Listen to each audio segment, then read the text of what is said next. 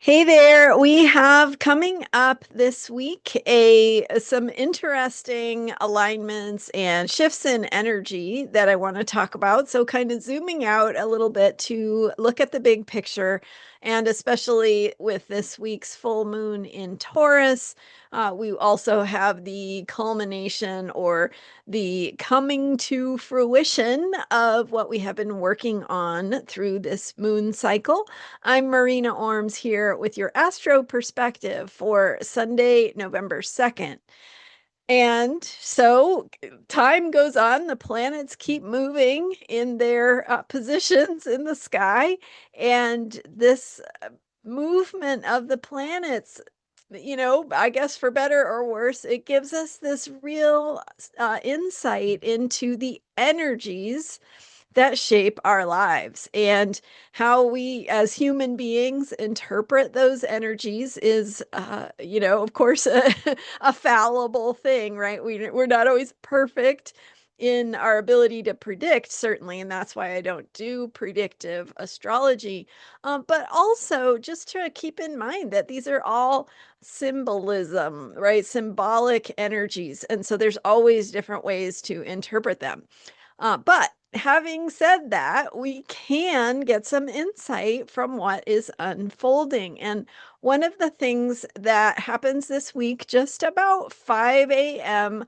on Tuesday, November 4th, 5 a.m. Pacific, is that Mars goes from Scorpio into Sagittarius.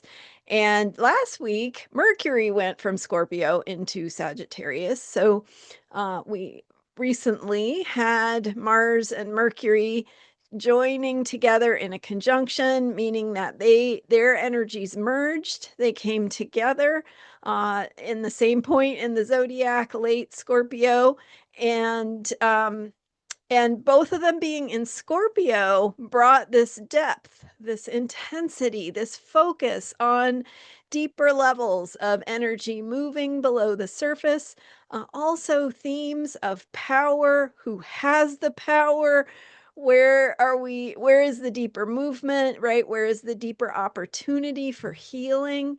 And so, as we focus on where is that deeper place of empowerment, so think about the difference between when you get into an argument and you're just butting heads, right? Because you're, maybe on opposite side of the fence on some issue with someone, and you have your perspective, they have theirs, and you're just butting heads. But when you can find, and then, maybe someone has power that they can use to try and persuade the other side to come over to their side, right? Different ways we might have to um, persuade or manipulate, or, get someone to be convinced to see things our way, even when that's not really connecting with a deeper truth and a deeper transformation. So I'm asking you to think about this example of being on opposing sides and butting heads. But if there is a deeper transformation possible, what would that look like? And sometimes we have to be honest with ourselves about what's really going on. We have to reach deep within ourselves to find our own place of empowerment. In other words, where can the energy move to actually shift things in a positive direction and not just have one side win over the other, if that makes sense. So that path of transformation and healing and empowerment always comes back to, are we being authentic? Are we being honest with ourselves? Are we reaching into our own deeper truth? Are we saying the things we need to say? Are we moving in the ways we need to move in the world?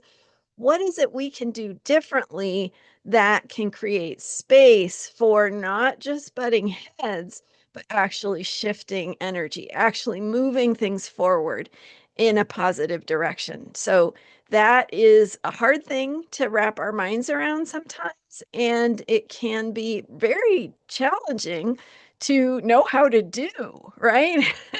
So there's not one way, there's not a right and wrong, there's not an easy answer. But that is the noble path of finding our own deeper truth and moving into that possibility of transformation and moving forward in a positive direction. So imagine that happening with an intimate partner, where you might just be butting heads or arguing. But when you can find that place where both of you realize, oh, I'm attached to this, or oh, I'm getting triggered about that, or, where you can both realize if I let go here a little bit and open to the other person's perspective, maybe we can both move forward together in a way that brings healing to the whole. So that's the invitation of that Mercury Mars conjunction in Scorpio. So, and I've been talking about stingers and jockeying for power and the feeling of wanting to win or dominate or whatever that might look like. But this deeper place is actually inviting us to heal within ourselves so that we can create the conditions or be who we need to be or show up in the ways we need to show up in order to hold space for that transformation and that process of discovering what that transformation might ultimately look like, which we can't know, we can't predict because if we did, we would have total control, and that's not the point. So all of that as our background to understand that now we've had Mercury go into Sagittarius and now Mars shifting into Sagittarius. So that work that I was talking about related to power is sort of what we've been grappling with, what we've been sorting through, what we've been confronting in our lives and within ourselves. Now, that this week, Mars goes into Sagittarius, the energy shifts. So, where this brings us is to Mars no longer needing to dominate quite so much, and now moving into the space of finding that bigger picture of truth. So, what is it based on what we've been working on, what's been moving inside of us? What is it we need to say?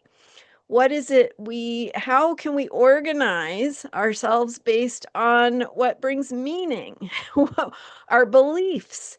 So our beliefs have an opportunity with this shift, especially Mercury going into Sagittarius. Mercury is our thinking, our communication.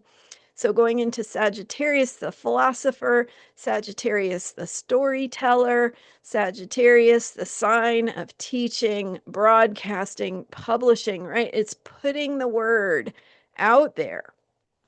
So putting the word of Mercury, Mercury is about communication and putting the story into words. Mars is about action. And so, with that Mars energy, how are we going to direct our actions based on the story we are telling? And how is the story changing? And what is the truth that we need to align with? And how can we shift our beliefs in ways that will support our actions and our strategies and our ways of moving in the world? So this shift, Mars going into Sagittarius, brings kind of a new phase of how these energies are moving. And it's one that has less to do with a need to manipulate or dominate or be in power, and more to do with who's got the story that resonates the most. And so you can see how that might work in the collective. What are the words we're using? What are the beliefs that we are standing behind? The principles that are the umbrella or the organizing principle for our actions and our ways of whatever it is we're working on, whatever it is we're contributing to in the world. It can also certainly show up in our personal lives in terms of how how our beliefs are shifting, how we need to tell the story, how we need to say what has been moving inside of us, what we've been feeling, and come into that place of sharing our experiences and our perspective with the people around us in ways that help us all to get on the same page, ideally. So, where can we find that bigger picture of agreement? Where can we find that principle that we can all believe in and get behind?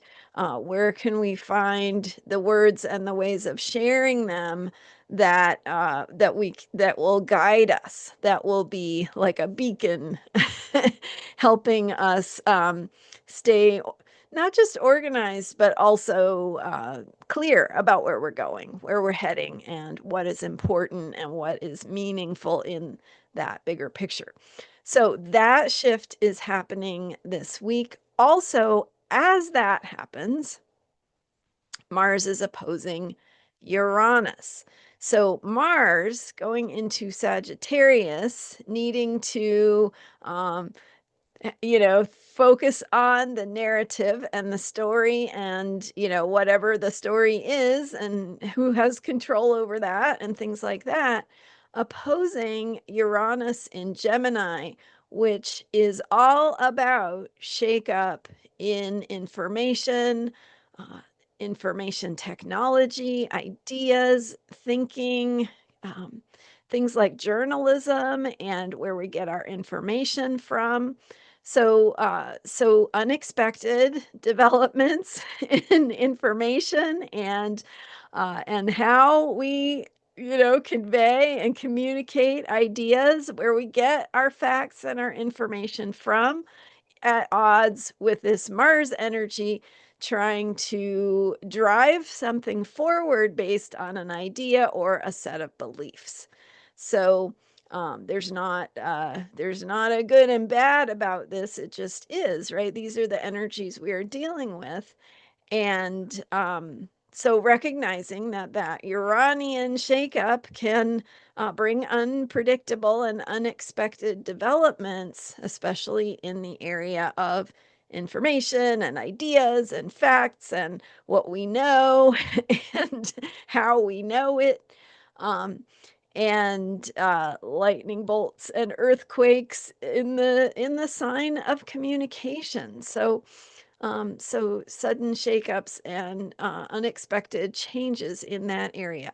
And then Mars is how we move, how we act, what inspires our action and our courage, and where we need to take risks, especially when it comes to what we believe, right? That bigger picture of beliefs.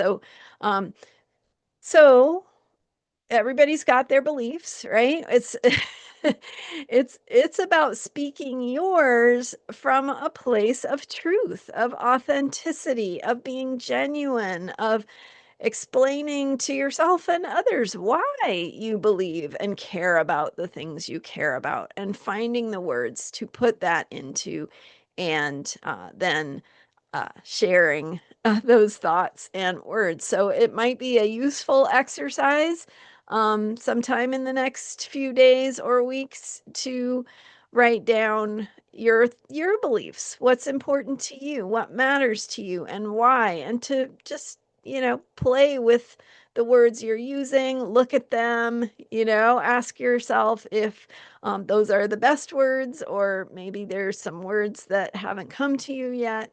Just playing with language and how you are sharing your ideas. All right, so all of that is the background for Wednesday's full moon in Taurus. Now, so the exact full moon is on Wednesday, November 5th at 5:19 a.m. Pacific time, and it will be at 13 degrees Taurus. The sun will, of course, be in Scorpio. So the moon opposes the sun. That's the definition of a full moon. And at the full moon, something is culminating. So, with the full illumination of the moon is fully lit up, right? We see a full moon, the full circle of light. And that is also the phase in the cycle where, something comes to its culmination, its fruition, and so something is being reflected back to us. The light of the moon is reflected light.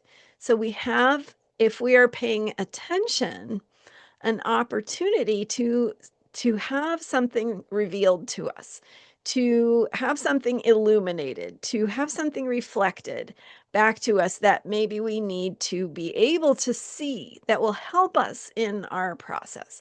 So that full moon in Taurus likes stability. It likes for things to be dependable and predictable, it likes to know how things work.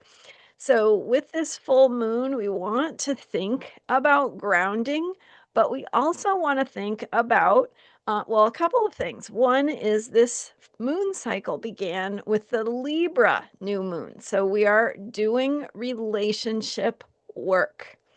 Anybody resonate with that?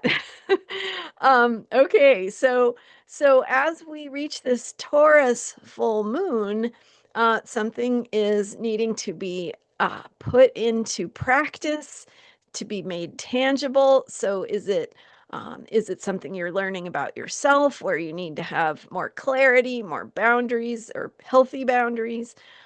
Is it something that you need to put into practice in terms of your own routines, habits, patterns? Something especially that has to do with your relationships or someone in your life that may be presenting an issue or a challenge for you to work through. How do you need to embody your own truth? And so that's part of it. The other part is that the full moon is actually opposite the Scorpio sun. So we started with the Libra new moon.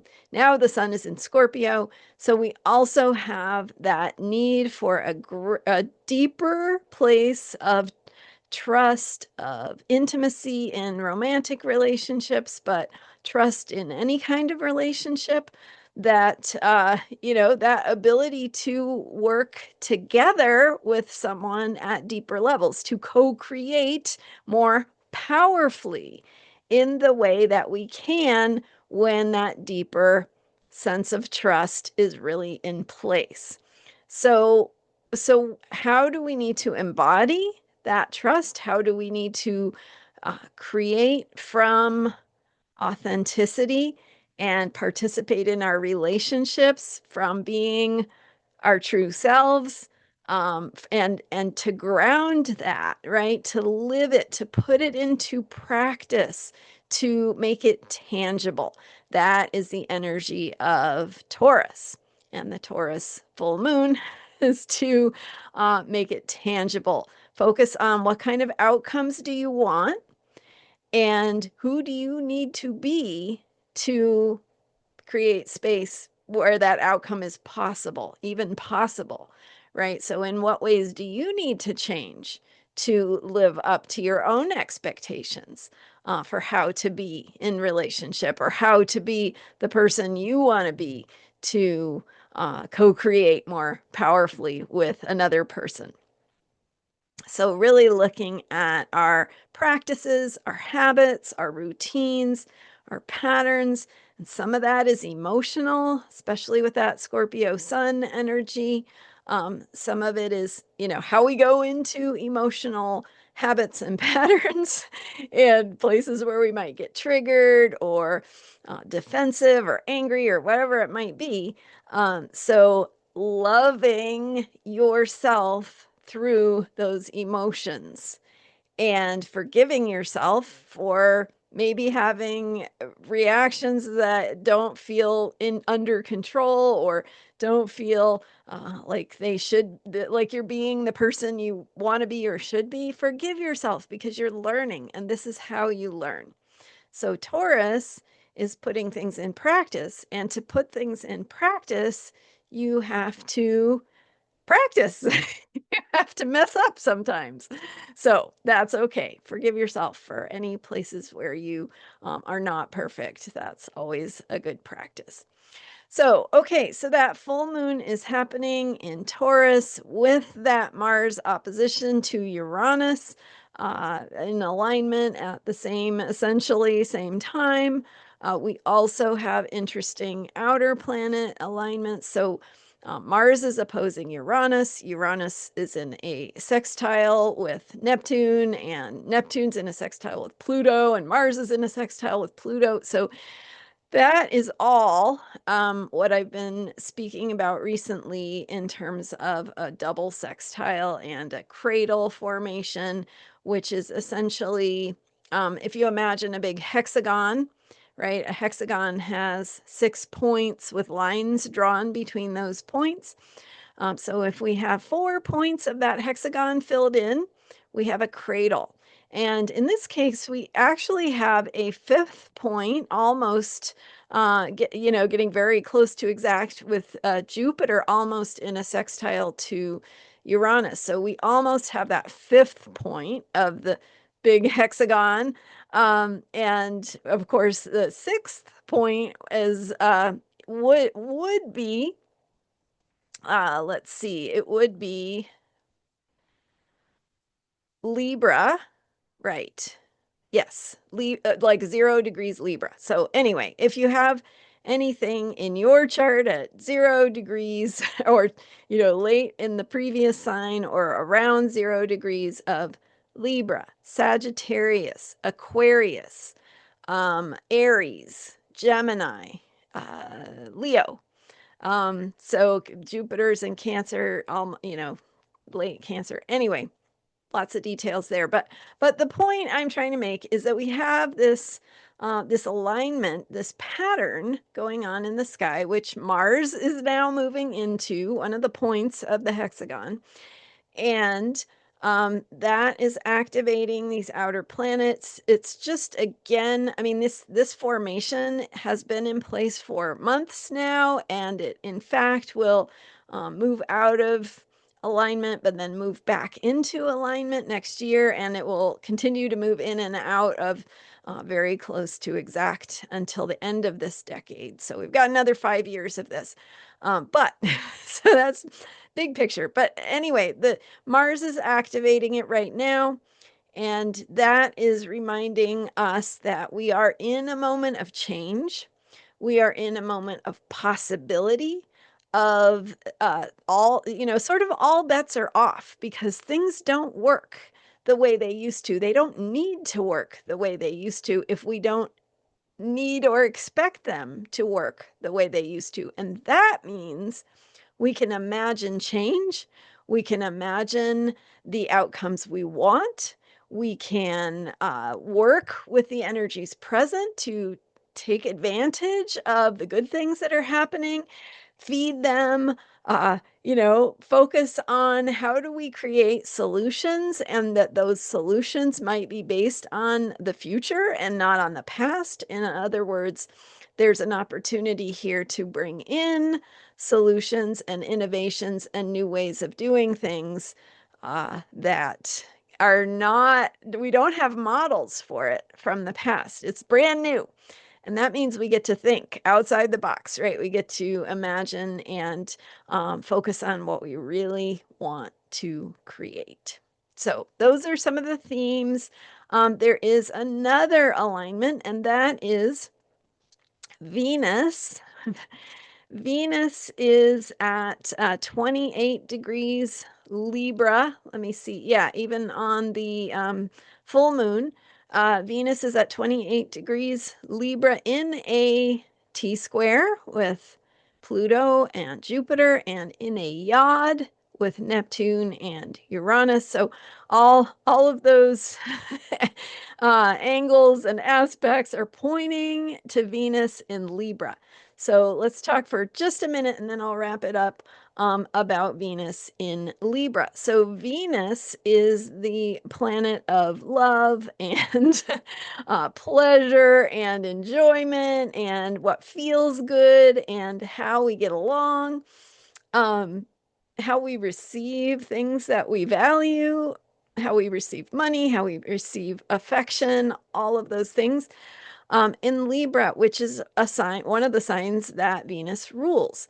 So Libra is about balance. It's about justice. It is, right, Libra is that energy of being the nice peacemaker, and smoothing over conflict and finding common ground. And so that possibility is there, but we also have to watch for, again, this tendency to give up too easily, to say, oh, okay, if I give in right now, we'll achieve some sort of peace or some sort of agreement or ability to cooperate, but we have to watch for what we're giving up in that process.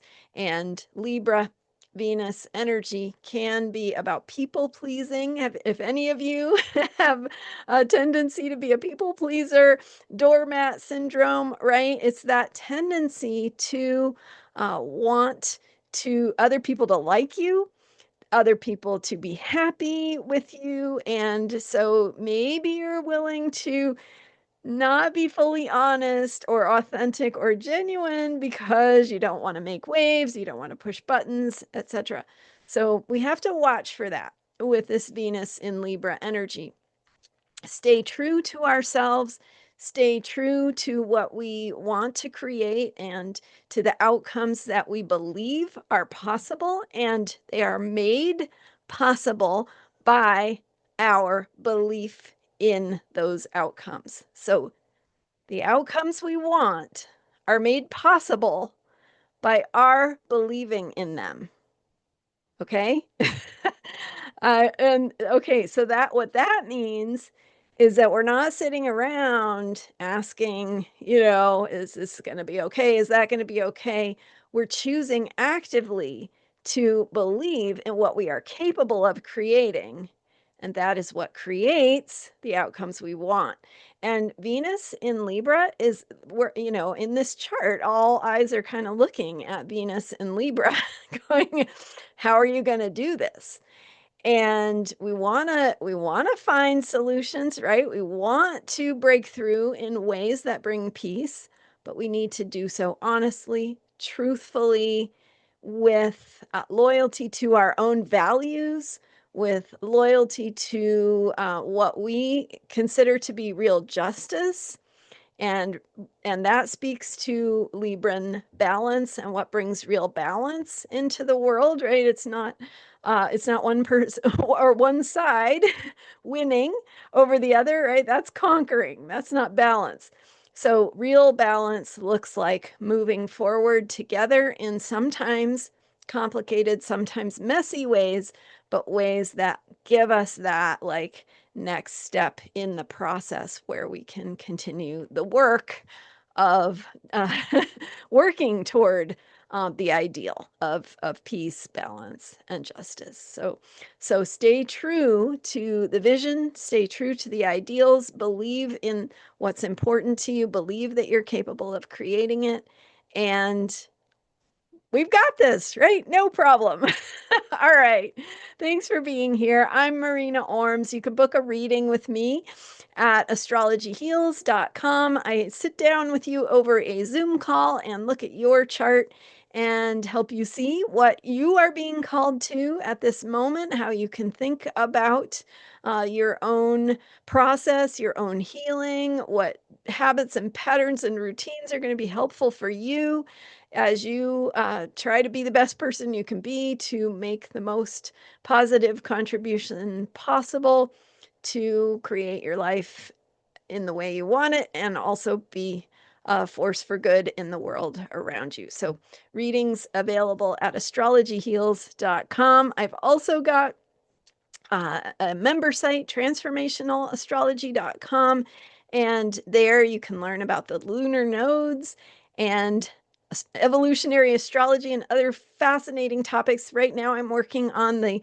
South Node in Taurus video that will be released soon, so watch for that. Thanks for being here, and thanks for subscribing to this YouTube channel. I'm here every day with astrology for unshakable self-care, and I will see you next time. Bye for now.